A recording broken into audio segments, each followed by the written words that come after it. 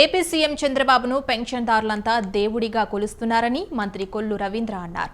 మచిలీపట్నంలో జరిగిన ఎన్టీఆర్ భరోసా పెన్షన్ల పంపిణీ కార్యక్రమంలో కూటమి నేతలతో ఆయన పాల్గొన్నారు.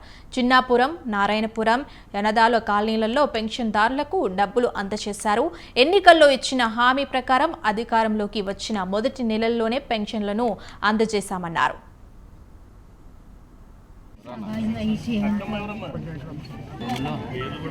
సార్ ఒకసారి చదువుకున్నాడు పాపం బిడ్డ. జాబ్కి వెళ్తున్న సమయంలో యాక్సిడెంట్ అయ్యి పూర్తిగా అతను అవయవాలన్నీ కూడా దాదాపు 4 నెలలు కోమాలో ఉన్నాడు.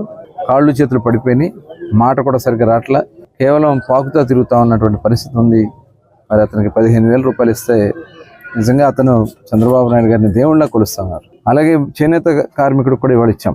మరి ఆయన కూడా చేనేత పనులు చేసుకుంటూ మరి చాలని జీతాలతో ఉంటే వాళ్ళకి 50 సంవత్సరాలకే పెన్షన్ ఇవ్వడం, అలాగే మత్స్యకారులకు 50 సంవత్సరాలకు ఇవ్వడం, తాడీ ట్యాపర్స్కి 50 సంవత్సరాలకు ఇవ్వడం, 3,000 రూపాయలు ఉన్న వికలాంగుల పెన్షన్ 6,000 రూపాయలు చేయటం, ఫైల్ ఏరియా ఉంటే వాళ్ళకి 10,000 రూపాయలు, బోధకాలు ఉంటాయి. ఇవన్నీ కూడా గౌరవ ముఖ్యమంత్రి గారు రాష్ట్ర ప్రజలు ఆనందంగా ఉండాలనే ఉద్దేశంతో 55 లక్షల మందికి ఈరోజు ఈ పెన్షన్ అందించడం జరిగింది.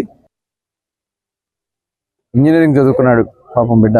జాబ్కి వెళ్తున్న సమయంలో యాక్సిడెంట్ అయ్యి పూర్తిగా అతను అవయవాలన్నీ కూడా దాదాపు 4 నెలలు కోమాలో ఉన్నాడు. కాళ్ళు చేతులు పడిపోయి